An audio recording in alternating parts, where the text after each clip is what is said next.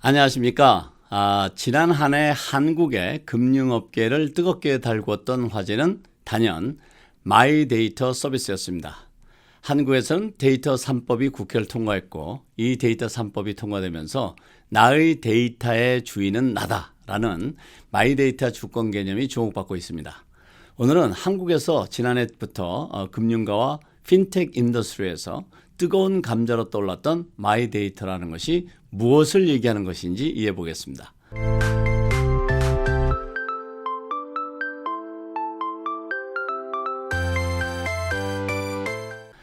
우리가 어떤 행동을 할 때마다 데이터가 만들어지고 있다는 사실을 알고 계십니까?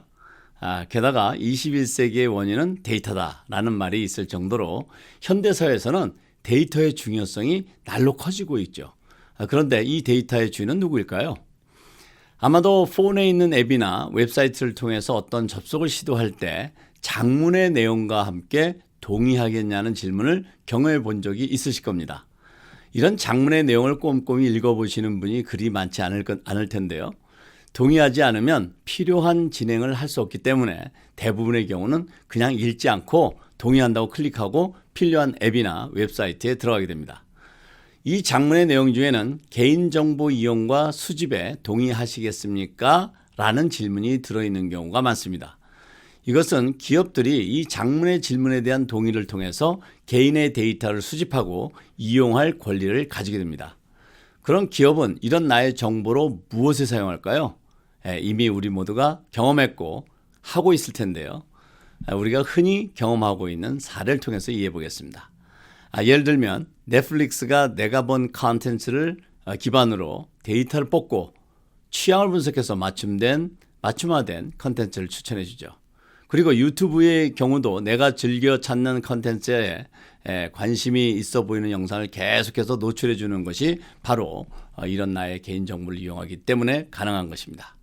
이런 경험은 넷플릭스나 유튜브뿐만 아니죠. 아마존, 구글, 야후 할 것 없이 대형 플랫폼 회사들은 이런 AI 기술을 접목해서 고객에게 맞춤 서비스를 제공하고 있습니다. 그런데 여기서 우리는 한 가지 질문을 가질 수 있습니다. 이런 나의 개인정보는 누구의 소유일까입니다. 아쉽게도 내 취향과 관련된 이 나에 대한 정보이긴 하지만 나의 취향을 분석하고 가공된 이런 데이터들은 넷플릭스와 유튜브와 같은 기업들의 소유입니다. 이런 현상은 비단 이런 플랫폼 기업들만이 아닙니다. 이런 현상은 금융권에서도 마찬가지입니다.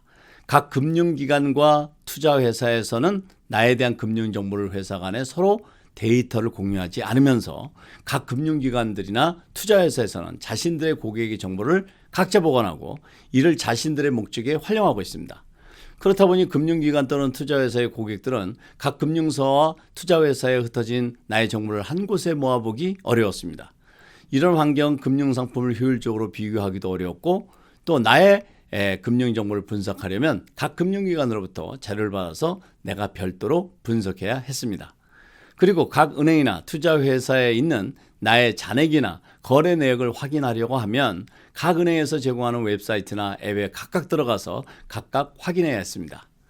그리고 크레딧 카드를 만들려면 어느 크레딧 카드가 나에게 가장 적절한지, 보험을 가입하려면 어느 보험회사에 어떤 플랜을 가입하는 것이 가장 좋은지, 자동차 보험은 어느 회사의 보험이 가장 저렴한지, 융자는 또 어느 은행이 가장 좋은지 등을 찾는 것은 그야말로 발품을 팔아야만 했습니다.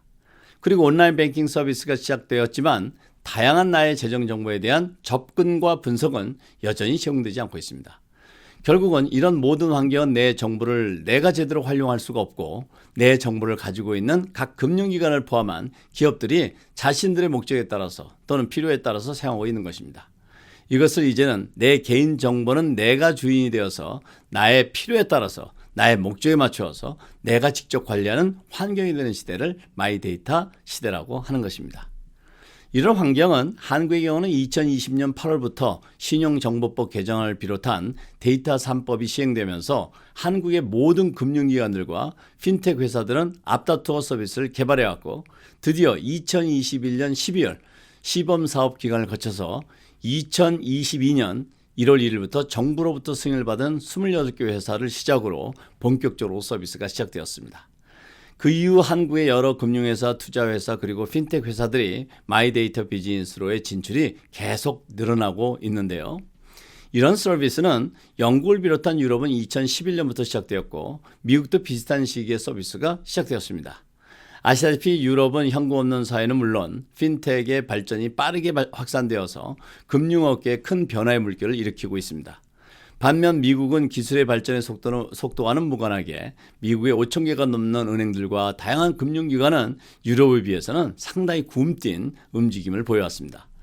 그러나 코비드-19로 인한 팬데믹은 이런 느린 움직임을 가속화하게 만들었고 미국도 최근 몇 년 빠르게 변화하고 있습니다.